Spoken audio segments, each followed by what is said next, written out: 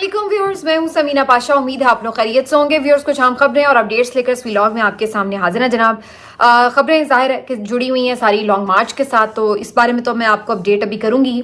लेकिन मैं एक दो चीज़ें, कुछ अनाउंसमेंट्स आपके साथ कर दूं। एक तो ये कि इस बात का कवी इम्कान है कि अब जो मोबाइल नेटवर्क्स हैं वो बंद होंगे, तो उनके ज़रिए मिलने वाला जो इंटरनेट है वो भी बंद हो जाएगा, जिसकी वजह से आपको दरपेश मुश्किलात का मैं पहले से बता दूं कि आप शायद व्लॉग्स ना देख सकें, यूट्यूब ना चल सके, एक्स पर आप शायद चीज़ों के बारे में अपडेट्स ना ले सकें। तो ये चीज़ें हैं। घर के PTCL वगैरह अगर चल रहे होंगे तो आपके फेसबुक अकाउंट ज़रूर चल रहे होंगे। तो मैं आपको बताती चलूं कि मैंने एक अपने फेसबुक अकाउंट पे ऑलरेडी वीडियोस डालनी शुरू की हुई हैं कुछ दिनों से, और अब मैं इसका बाकायदा आपको फॉर्मली इसका एड्रेस जो है वो भी यहाँ पे मेंशन कर दूंगी। तो आप अगर YouTube पे ये वीडियोस ना देख सकें, आपके पास YouTube ना खुले, तो पहले तो आप VPN लगाकर खोल सकते हैं। मैं पहले ये आपको बता दूं कि VPN यूज़ करके इवन बाज़ जगहों पर तो वाईफाई के थ्रू भी वीडियोस ओपन हो जाती हैं मेरी। जिन जगहों पर नहीं हो रही वो VPN लगा के ओपन कर सकते हैं, और अगर VPN के साथ भी आपका YouTube ना ओपन हो तो आप Facebook पर जाकर यही वीडियोस वहाँ पे भी अपलोड हो रही हैं, तो वहाँ पर भी अपडेट्स हासिल कर सकते हैं। तो पहले तो आपको मैं इस चीज़ के बारे में अपडेट कर दूं, क्योंकि कंटिन्यूसली बहुत से लोग ये शिकायत कर रहे हैं कि वीडियोस जो हैं वो ओपन नहीं हो रही। तो इस बारे में आपको ये आगाही देना ज़रूरी है। अव्वल तो YouTube ही VPN से ओपन हो जाएगा, लेकिन Facebook पे भी आप देख सकते हैं। दूसरा जी, अब जो अगर बता दें आपको सूरत हाल लॉन्ग मार्च के हवाले से, तो अब ये बात तो तय नज़र आ रही है दोनों तरफ कि कोई भी पीछे नहीं हटा, और बातचीत से अगर किसी मसले को हल करने का या कोई मामलात को आगे लेके चलने का इम्कान था तो वो भी अब तकरीबन ख़त्म हो गया है। अगरचे रऊफ़ हसन साहब ने भी कल एक आध TV प्रोग्राम में ये बात की कि हम मोहसिन नकवी से ऊपर लेवल पर मुज़ाकरात कर रहे हैं, और उन्होंने इस बात का इंदिया दिया था, उम्मीद जाहिर की थी कि शायद उसमें कोई पेशरफ्त भी हो रही है, लेकिन ऐसा हो नहीं सका। और कल जो रहनुमा मिलने भी गए थे उनकी मुलाकात भी नहीं करवाई गई थी इमरान खान साहब से, और इन रहनुमाओं से मुतालिक यही खबरें थी कि ये बेसिकली इमरान खान साहब को कायल करेंगे या उनसे गुफ्तगू करेंगे इसी मौजू पर कि आप फ़िलहाल एहतजाज को मुलतवी कर दें, कुछ दिनों के लिए मुलतवी कर दें। लेकिन इमरान खान साहब ने ना तो ये मुलतवी करना था और ना ही ये मुलतवी हुआ। अब ये एहतजाज PTI के लोगों को करना ही पड़ेगा, चाहे वो आप इस एहतजाज की कॉल से मुत्तमिन हो, मुत्तफिक हो या नहीं। लेकिन जो अब आप PTI के हैं और अगर इमरान खान की कॉल पर आप लब्बैक नहीं कहते तो फिर आगे आपका PTI में शायद रहना भी मुश्किल हो जाएगा। तो कहने का मकसद ये है कि अब उधर से भी यही नज़र आया कि वो बातचीत में इंटरेस्टेड नहीं है। फर्दर आज अंसार अब्बासी साहब ने भी अपनी स्टोरी में बता दिया, जो कि कंटिन्यूसली स्टोरीज दे रहे थे PTI और इस्टेब्लिशमेंट और या जो भी हुकूमत की आला सतह का, वो उनका कहना था कि राब्ता हुआ है, तो वो कंटिन्यूसली इसके ऊपर रोज़ स्टोरीज दे रहे थे कि किस नहज पर क्या बात हो रही है। और यही अब खबर कंफर्म हर जानिब से हो गई है कि इब्तिदा में बात ज़रूर हुई थी और ये ऑफ़र की गई थी कि आप 10-1 दिन के लिए एहतजाज मुलतवी कर दें और उसके बाद फिर आगे मामलात को बढ़ाया जाएगा। लेकिन इमरान खान साहब ने फौरी कारकुनान की और जो लीडर्स ऐसे हैं पाबंद सलासल जो कि अंडर ट्रायल हैं, उनकी रिहाई का फौरी मुतालबा किया था, जो कि नहीं माना गया, जिसके बाद इमरान खान साहब भी फिर अपनी कॉल के एहतजाज के पीछे हटने से नहीं उस तरफ गए। तो अब ये सारी सूरत हाल है, जिसके बाद अल्टीमेटली अब सूरत हाल ये है कि काफिले आहिस्ता आहिस्ता निकलना शुरू हो चुके हैं। और सबसे पहले जो सालार काकड़ साहब हैं, इनका काफिला बलूचिस्तान से रवाना हुआ था। रात भर इनको कुछ दुश्वारियों का, रुकावटों का सामना करना पड़ा, लेकिन आज अलल सुबह ये पहुंच चुके हैं KP, और वज़ीर आला हाउस में इनका इस्तकबाल भी हुआ है, वहाँ पर इनका काफिला पहुँच चुका है, और वहाँ से अब आगे ये कल या शायद आज शाम ही इस्लामाबाद के लिए भी रवाना होंगे। तो अब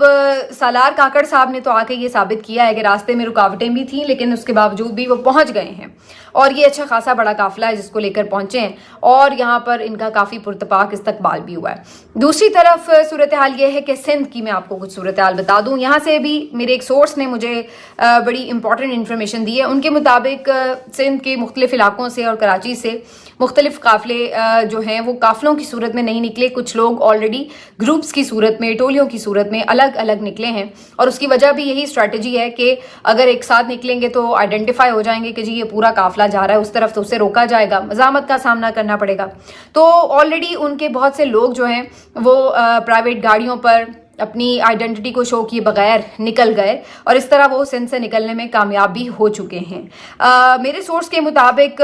یعنی آپ اندازہ جو ان کا اندازہ تھا اس کے مطابق وہ یہ کہہ رہے تھے, ان کا یہ دعویٰ تھا کہ 40,000 سے اوپر لوگ جو ہیں وہ سندھ سے شامل ہوں گے اس لانگ مارچ میں. اگر یہ بہت مبالغہ آرائی بھی ہو تو اگر ہم اس کا 10-15 ہزار بھی لگا لیں تو ان کا آپ اندازہ لگا لیں کہ وہ یہ کہہ رہے ہیں کہ اتنے لوگ آلریڈی سندھ کے سے روانہ ہو چکے ہیں. اب ان کا یہ بتانا ہے کہ کوئی 40 کے قریب بسز ہیں اور 250 کے قریب گاڑیاں ہیں جو روانہ ہو چکی ہیں, اور جو اس کے علاوہ لوگ ہیں جو پہلے سے نکلے ہوئے تھے مختلف الگ الگ وہ الگ ہیں, اور ان کی تعداد بھی کوئی 10 سے 12 ہزار کے درمیان ہے جو ان کا کہنا ہے کہ وہ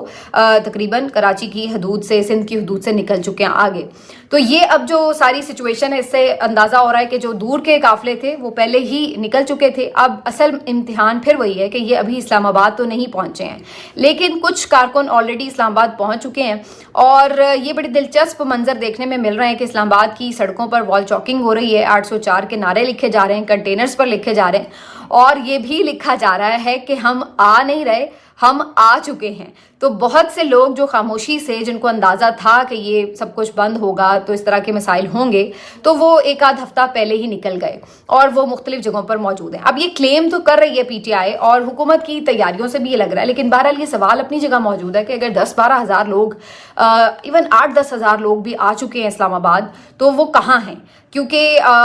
بظاہر یہ تو سوچنا کافی مشکل ہے کہ ہر کسی کا کوئی رشتہ دار یہاں پہ موجود ہو اور جس کے گھر میں وہ جا کے ٹھہر گئے ہوں. اگر آپ نے ہوٹل یا گیسٹ ہاؤسز میں لوگوں کو ٹھہرایا ہے تو اس کا بھی کوئی نہ کوئی ریکارڈ تو موجود ہوتا ہے. جب لوگ انٹر ہوتے ہیں اسلام آباد میں تو ظاہر ہے ایک انٹری پوائنٹ بھی ہوتا ہے, تو آپ کو اندازہ ہو جاتا ہے کہ اتنے لوگ باہر سے جو ہیں اسلام آباد میں انٹر ہوئے ہیں جو ریگولر شہری نہیں ہیں. تو یہ ساری چیزیں تو انٹرنس پوائنٹ پر آ جاتی ہیں. تو اس لحاظ سے کچھ نہ کچھ ڈیٹا تو ضرور موجود ہے حکومت کے پاس, اور اس کی جو ایک پینک سچویشن ہے وہ یہ اندازہ بتا رہی ہے کہ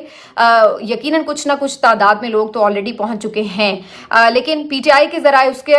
جو دعویٰ کریں وہ بہت بڑی تعداد بتا رہے ہیں. میں اتنی بڑی تعداد اگر نہ بھی سوچوں کہ شاید اس میں کوئی ایگزیجریشن ہو, تو تب بھی کچھ نہ کچھ لوگ بہرحال موجود ضرور ہیں جو کہ اسلام آباد, راولپنڈی, گردونواڑ, ٹیکسلا اور ارد گرد کے جو علاقے ہیں مری وغیرہ یہاں پر پہنچ چکے ہیں, جو کہ بالکل اسلام آباد کے قریبی علاقے ہیں. تو یہ اس وقت جو ہے صورتحال ہے اگر ہم باہر کے علاقوں کی بات کر رہے ہیں. لیکن اصل جو گھمسان کا رن ہے ظاہر ہے وہ 24 نومبر کو ہی پڑے گا, جب زیادہ لوگ نکلیں گے تو کیا صورتحال ہوگی. آج حلیم عادل شیخ صاحب کا جو قافلہ ہے جب یہ نکلا ہے تو اس کو البتہ یہ ایک بڑا قافلہ تھا اور ایک ساتھ سارے نکل رہے تھے,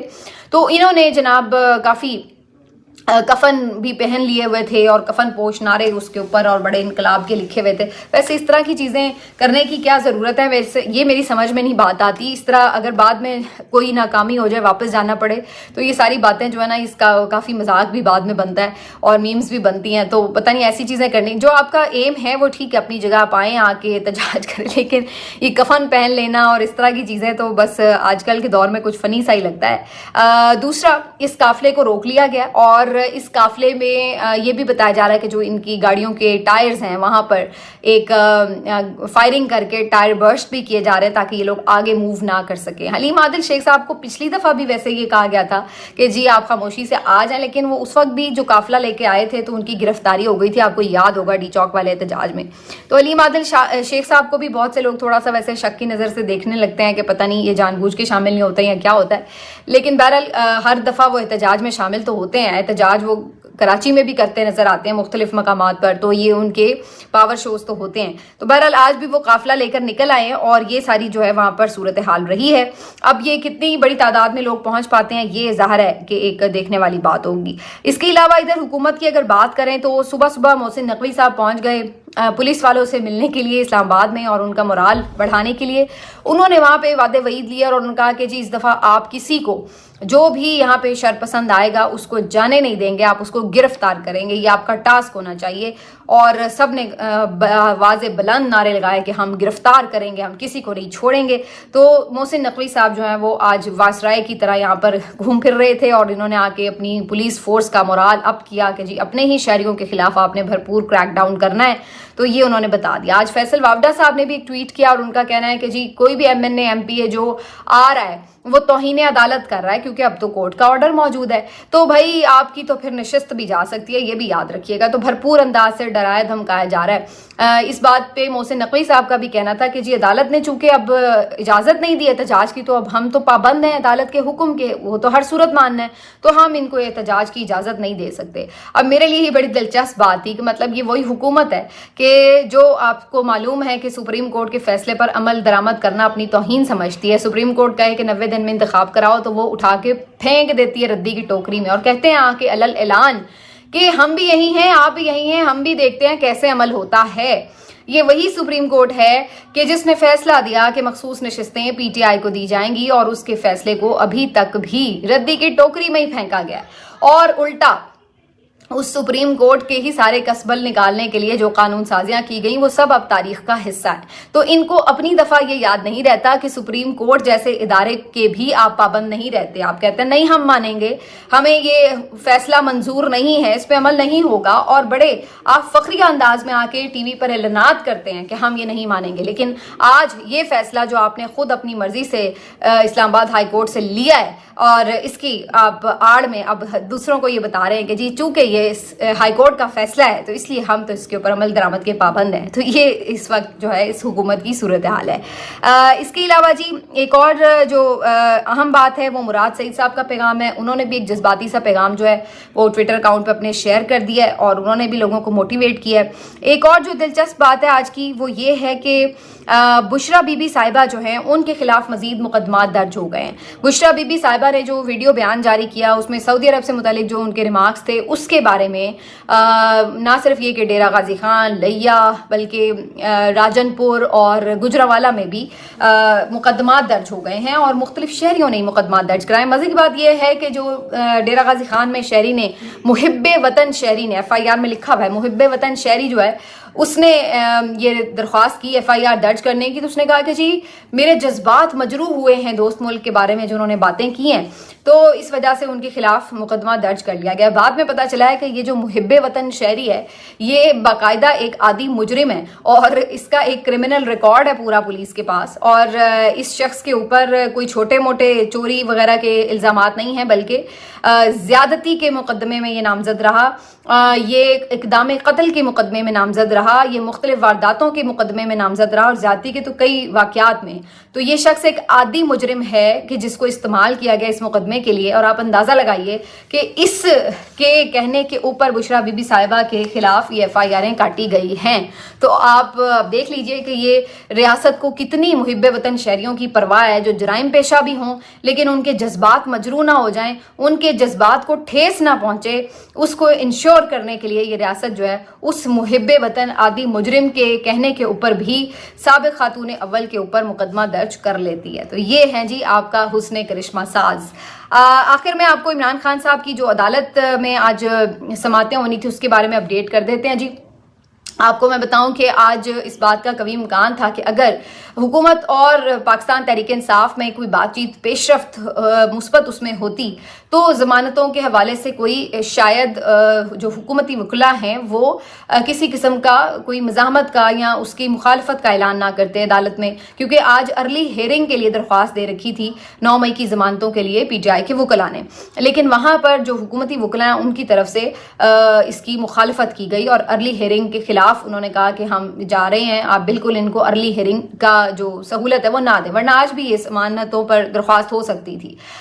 جس کے بعد یہ ہوا کہ عدالت نے تھوڑی دیر کے لیے فیصلہ محفوظ کیا اور بعد میں جو فیصلہ سنایا گیا اس کے مطابق اب 27 تاریخ کو عمران خان صاحب کی ضمانتیں جو ہیں ان کی درخواستوں پر سماعت ہوگی. تو جس سے بظاہر یہ تاثر ملا ہے کہ فوری طور پر تو کوئی پیش رفت نہیں ہو رہی, ورنہ اگر یہ ضمانتیں آج ہو جاتی عمران خان صاحب کی تو ایک جیسچر جاتا کہ شاید کچھ پازیٹیو ڈیولپمنٹ ہوئی ہے مذاکرات میں. لیکن اس آج کی کارروائی سے تو یہی لگ رہا ہے جو میں نے بات شروع میں بھی کی کہ اب سچویشن جو ہے وہ دونوں طرف ڈو اور ڈائی کی بنی ہوئی ہے. حکومت ہر حد تک جائے گی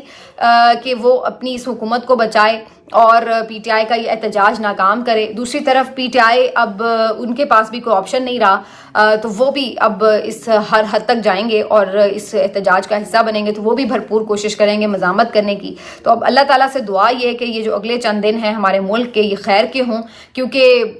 جب دونوں فریق اس طرح ایک ایکسٹریم پوزیشن لے لیتے ہیں تو ظاہر ہے کہ وہ ایک سٹیک پر تو ہوتا ہے پورا ملک بھی اور اس کے ساتھ ساتھ اس کے پورے عوام بھی. جس طرح سے ریاستی وسائل کو اب ظاہر حکومت بے دریغ استعمال کر رہی ہے, اب اس کے اوپر تو ان کو ہم کیا کہہ سکتے ہیں, مطلب ہے کہ اتنی دیر سے سارے ان کے اپنے حامی جو لوگ ہیں حلقے ہیں وہ تک ان پہ تنقید کر رہے ہیں کہ یہ کیا طریقہ ہے کہ آپ نے عام لوگوں کو ذلیل و خوار کر دیا ہے. میں روز کوئی نہ کوئی سٹوری ایسی دیکھ رہی ہوں کہ کہیں کسی مریض نے پہنچنا تھا, کہیں کسی نے شادی پہ پہنچنا تھا, کسی کو کوئی پرابلم تھا, لیکن اس کے باوجود بھی لوگ راستوں کی بندش کی وجہ سے پہنچنے میں ناکام رہے. تو یہ ساری صورتحال رہی ہے. لیکن بہرحال اس وقت صرف ایک اندھا جنون, ایک آپ کہہ سکتے ہیں بس پٹی جو بندھی ہوئی ہے آنکھوں پر ایک ایگو کی یا نا کی وہ چل رہی ہے, اور کوئی اس بارے میں سوچ نہیں رہا کہ اس کے بعد ملک کے ساتھ ہو کیا رہا ہے. پی ٹی آئی کے لوگ اس بات کے لیے بالکل اب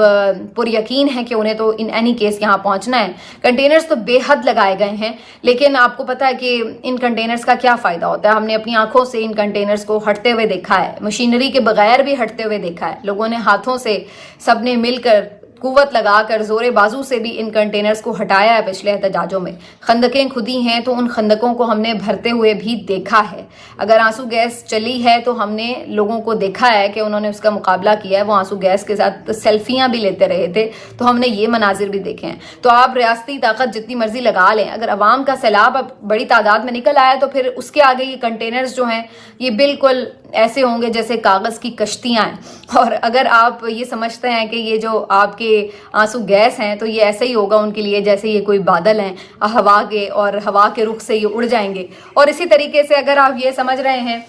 کہ آپ کی جو ربر بلٹس ہیں یہ ان کو ڈرا لیں گی یا آپ